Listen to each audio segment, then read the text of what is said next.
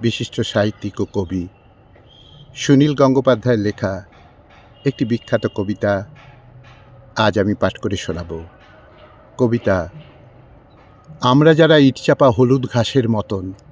শুরু করছি। আমরা যারা ইটচাপা হলুদ ঘাসের মতন একদিন ইট ঠেলে মাথা তুলেছি আকাশের দিকে। আমরা যারা চৌকোকে করেছি গোল আর গোলকে করেছি জলের মতন সমতল। আমরা যারা রোদ্দুর মিশিয়েছি জ্যোৎস্নায় আর নদীর কাছে বসে থেকেছি গাঢ় তমসায়। আমরা যারা চালের বদলে খেয়েছি কাঁকর, চিনির বদলে কাঁচ আর তেলের বদলে শেয়াল কাটা। আমরা যারা রাস্তার মাঝখানে মৃতদেহগুলিকে দেখেছি আস্তে আস্তে উঠে বসতে। আমরা যারা লাঠি, টিয়ার গ্যাস ও গুলির মাঝখান দিয়ে ছুটে গেছি একে বেঁকে। আমরা যারা হৃদয়ে ও জঠরে জ্বেলেছি আগুন, সেই আমরাই একদিন ইতিহাস বিস্তৃত সন্ধ্যায় আচমকা হুল্লোড়ে বলে উঠেছি, আহ, বেঁচে থাকা কি সুন্দর। আমরা ধূসরকে বলেছি রক্তিম হতে, হেমন্তের আকাশে এনেছি বিদ্যুৎ। আমরা ঠনঠনে রাস্তায় হাঁটু সমান জল ভেঙে ভেঙে পৌঁছে গেছি স্বর্গের দরজায়।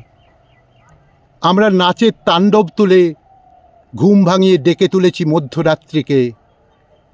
আমরা নিঃসঙ্গ কুষ্ঠরোগীকে, পথভ্রান্ত জন্মান্ধকে, হাড় কাটার বাতিল বেশ্যাকে বলেছি, বেঁচে থাকো, বেঁচে থাকো। হে ধর্মঘটি, হে অনশনী, হে চণ্ডাল, হে কবরখানার ফুলচোর, বেঁচে থাকো। হে সন্তানহীনা ধাইমা, তুমিও বেঁচে থাকো। হে ব্যর্থ কবি, তুমিও বাঁচো, বাঁচো। হে আতুর, হে বিরহী, হে আগুনে পোড়া সর্বশান্ত, বাঁচো, বাঁচো জেলখানায় তোমরা সবাই, বাঁচো হাসপাতালে তোমরা, বাঁচো, বাঁচো, বেঁচে থাকো। উঠতে থাক নিশান, জ্বলুক বাতির স্তম্ভ, হাড় পাঁজরায় লেপ্টে থাক শেষ মুহূর্ত। ভূমিকম্প অথবা বজ্রপাতের মতন আমরা তুলেছি জন্মজয়ের প্রবল হুঙ্কার। ধ্বংসের নেশায় ধ্বংসকে ভালোবেসে আমরা চেয়েছি জন্মজয়ের প্রবল উত্থান। আমরা চেয়েছি জন্মজয়ের প্রবল উত্থান।